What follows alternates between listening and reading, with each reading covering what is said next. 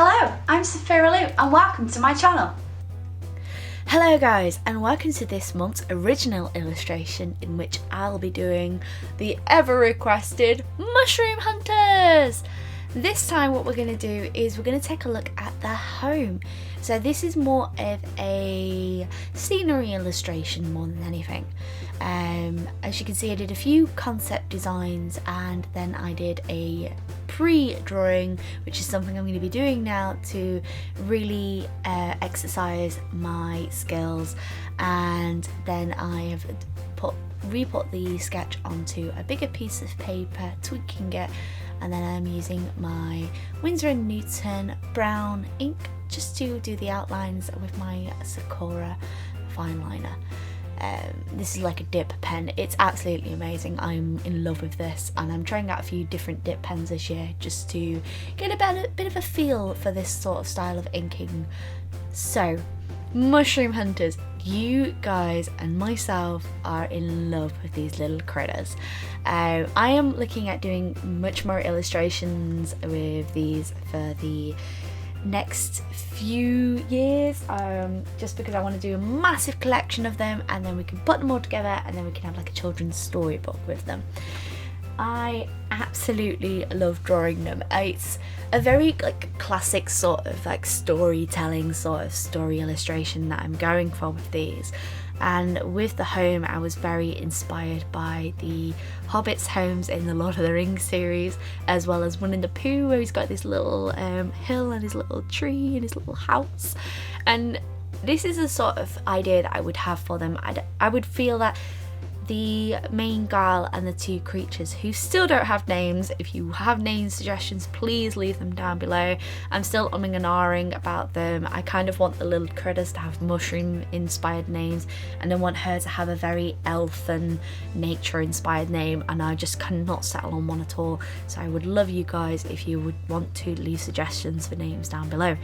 But anyway, I would have a feeling that even though their world is quite industrial, they choose to live in a very natural environment. So the girl who has these two little critters, the reason why she gets mushrooms is she uses them for medicine, for food.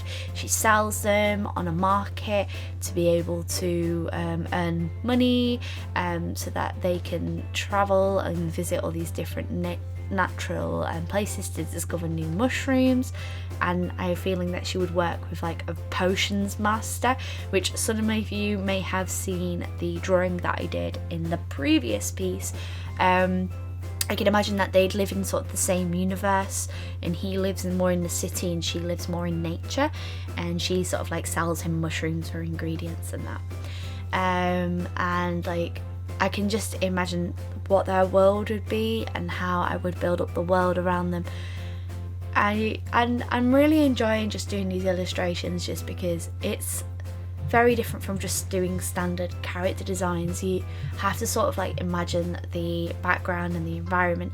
So when I was doing this piece and when I was sketching out, I knew exactly what I wanted. I wanted the tree on top of the hill, and then to build it up and do that.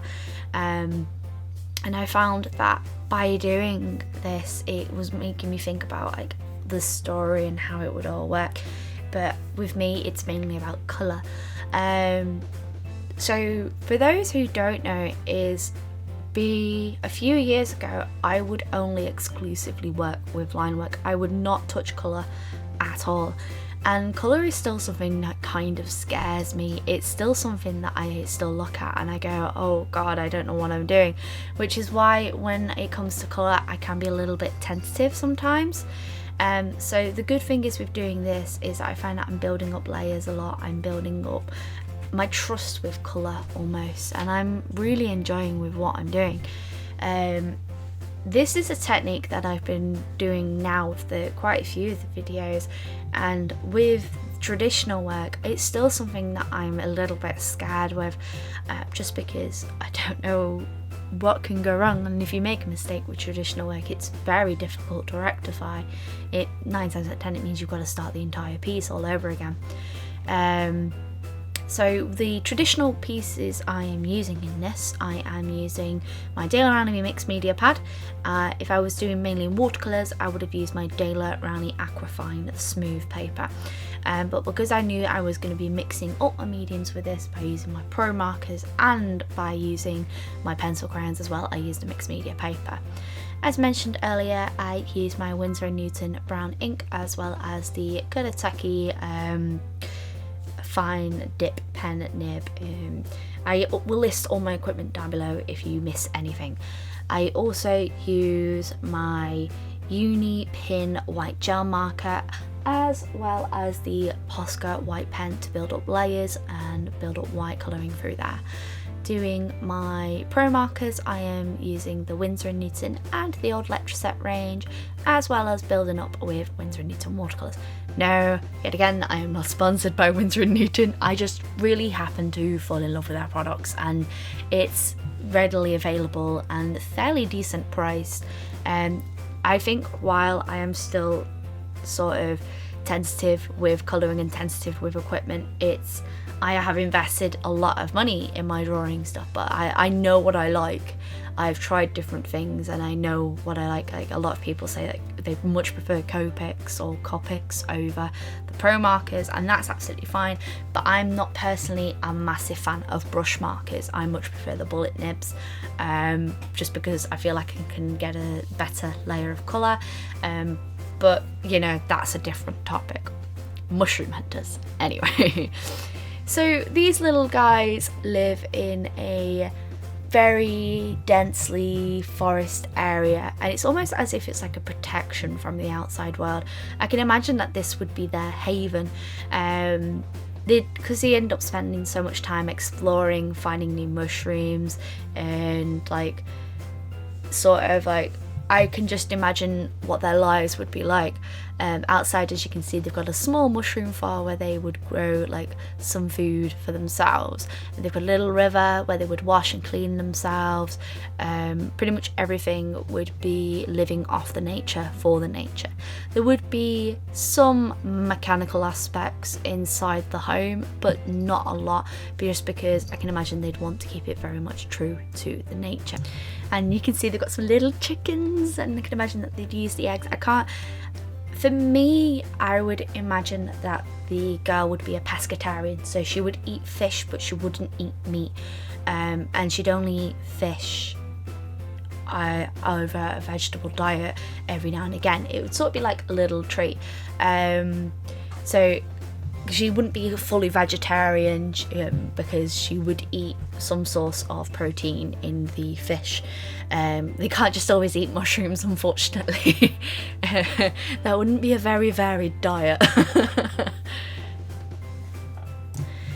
So with backgrounds, I am still learning. I'm still trying to find a comfort zone with them. If I was to go back and I was to redo this piece, the sort of things that I kind of would change is I would add more shadow and like effect. But I felt like after a bit I was really overworking this paper, and bear in mind I'd been at this for several hours now, and when I say several, I think this overall piece took around about 7 hours from concept to final piece, and that's a long time for me to be working on a drawing usually. And I would probably work more on the shading, work more on the shadows, and because that's something I really want to work on this year. I want to make my stuff not look realistic, but sort of like have a semi sort of realism to them, add more to flesh out my drawing. So I kind of use these pieces as an exercise to get better and learn more with my skills, and try and not be as afraid with doing big pieces with backgrounds. I really thank you guys for joining me on my art journey. It genuinely means a lot, and I'm glad that I'm learning more along with you guys, and you guys kind of get to join me on my thought process and kind of learn with me, if that makes any sense. I really hope you guys have been enjoying Mushroom Hunters. I get quite a few comments, people asking, excited to see more of them, and I'm glad that you guys are as excited about this drawing series as I am. I really hope you've enjoyed this video and my little commentary on it. If you have, maybe leave a like. If you want to see more of the mushroom hunters, comment down below, and also give me some name suggestions. Come on guys, these lovely little critters need some names. I really hope you've enjoyed this. If you want to see more mushroom hunters or more content from me, maybe subscribe to the channel. Here's a look at the previous pieces just to show you what they look like, and then look at today's piece. The next mushroom hunters will definitely be spring themed, so I hope you look forward to that. But as always, stay creative.